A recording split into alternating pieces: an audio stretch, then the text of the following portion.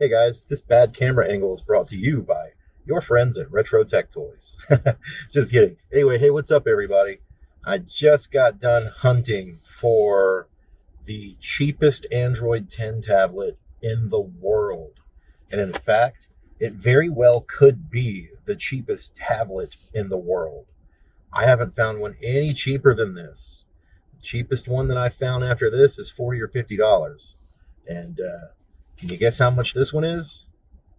Wrong. It's $28 brand new. And we're going to have a look at it right now.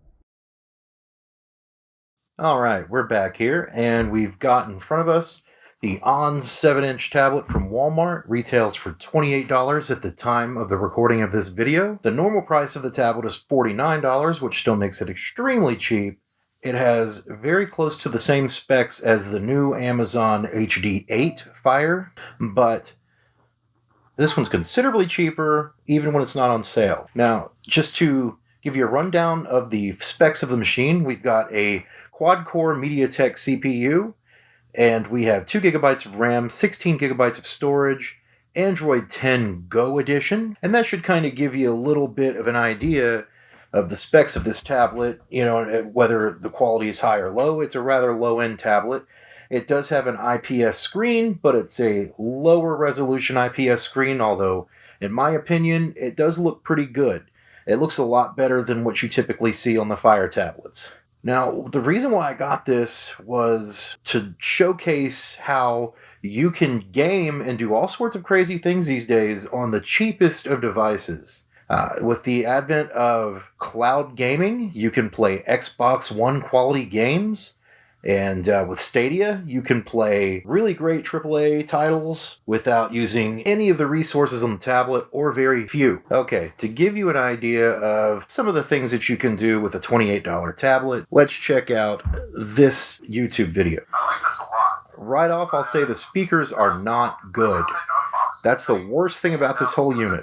Alright, broke the seal. It just slides out. Look at that, it's got all the artwork printed on. So the video quality is pretty good, and let's see what we're watching this on. That's a really nice touch. And underneath the shell, you can see is kind of the original game. This is doing 360p, so why don't we just kick it up to 720? And around the back, it looks like I was correct. We had Super Mario. I kicked it up to 720, and We have it's running just fine. There's no lag. There's no buffering. It's doing really well. So as you can see, web browsing works. General video watching works, that sort of thing. Netflix is going to work really well on it, as will Hulu and all of the streaming services. So what you're probably interested in is to see how games run on it. Alright, what we're going to do now is pull up the Xbox Game Pass streaming service. You get this as a feature when you subscribe to the Ultimate Edition of Game Pass, which I'm a member of. And to test this out, I'm going to be using this Bluetooth controller. It's a telescopic, meaning it'll stretch to fit tablets and phones and all sorts of things. It's a really good, inexpensive controller. I'll link it in the description below. And as you probably saw, it takes quite a bit of time to load the app when you first click on it to open it. But once it loads up, it runs just fine. And what's great is this has AC Wi-Fi technology, so the downloads are really fast, and that's going to help us when we play games, especially in the cloud.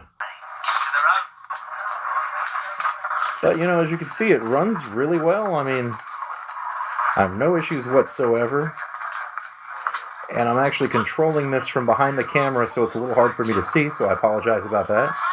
But yeah, I'm sitting here playing The Witcher 3 on a $28 tablet.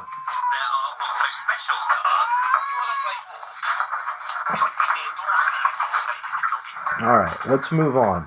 Alright, switching gears, we're going to try Google Stadia. And for this, we'll try Assassin's Creed Odyssey.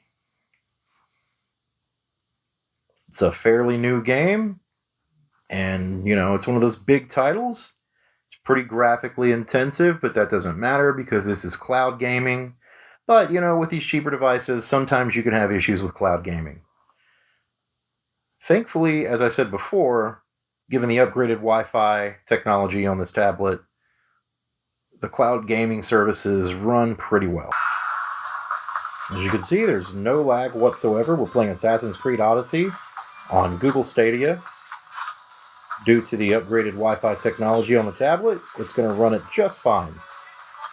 But yeah, this is really impressive. This has been how I have played Assassin's Creed for the past few days, is on this tablet. I think the picture is really good. I mean, the display shows everything rather nicely. The colors look good. There's not a whole lot of pixelation or anything like that. It's pretty smooth looking.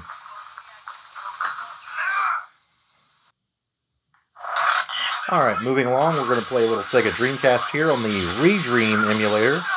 Dreamcast is often kind of difficult to run on lower-end devices, but as you can see with the proper settings, this runs smooth as butter. It runs really fast, it's really snappy, so you can play your Dreamcast library without any issues, which I think is awesome. Let's try Nintendo 64, because that can often be really difficult to emulate. And I haven't set up the controller on this, so we'll just go ahead and pick the tablet up and give it a play this way. Yeah, the sound is pretty bad. And actually, no, this is not very playable. Well, there it goes. After an initial stutter, it still runs kind of slow, but it is semi-playable. But Nintendo 64 is really hard to emulate. Okay, let's check out a couple of the... Alright, let's check out a little Minecraft, which I downloaded from the Play Store. It did take quite a while to load, but once I got it loaded, it has been pretty okay.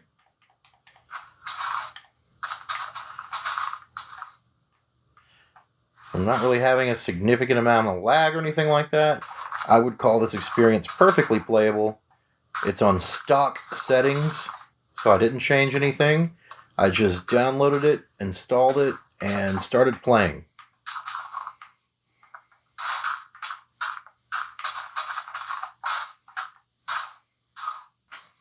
Next, we're going to check out Stardew Valley.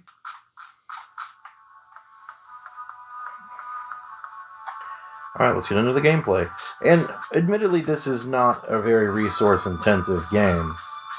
But, you know, it's modern enough, and that's pretty cool that it will run on this tablet. Because with the Minecraft experiment and with this isn't cloud gaming, this is running directly on the tablet. So yeah, it's working really well. I'm going to try one more thing. A lot of people that I've seen that reviewed this tablet on YouTube have not bothered with the camera because we all know it's a garbage camera. These things always come with terrible cameras. Most tablets have bad cameras anyway. But, you know, I want to be thorough and I want to show you the camera. So the footage you're about to see is going to be from the camera. Alright, the footage you're seeing right now is from the camera on this tablet. And the audio that you're hearing right now is also being picked up from the tablet. And this is not great, but really, it could be a whole lot worse. I mean, like I said, it's pretty bad. But, you know, it could be much, much worse. I'm actually decently impressed, even though this is not good by any measure. Alright, you are now looking at the front-facing camera, and you are listening to the audio from the front-facing camera. And it's not good, but again, you know, it could be so much worse. This thing costs $28. I don't even know how there's a camera on it. Alright, let's finish up this video and get back to the good sound and video quality. That's about all we have today. I did a more in-depth write-up on my official website. That's retrotechtoys.com. It's a pretty new website. I'm just now setting it up, but there are a couple of things on there. So check out retrotechtoys.com for a more in-depth write-up on this tablet and the Game & Watch that just came out. Also, check me out on Twitter at RetroTechToys, and I'm also on Patreon for anyone who'd like to support me there. Thank you so much for watching Retro Tech Toys. I will include a link to this tablet in the description below. Now, don't be surprised if you see it shoot back up to $49.99 for a while and then shoot back down to $28. It's been wavering in price for a couple of days. I got it at $28, and I know a lot of other people did too. If you go to your local Walmart, you can probably find it there on the shelves for $28. That makes this the cheapest Android 10 tablet, and like I said in the intro, it might be the cheapest tablet in the world currently. And if it is, I'm pretty surprised by it. Anyway, we'll see you next time with more reviews and other great videos, and thank you for watching.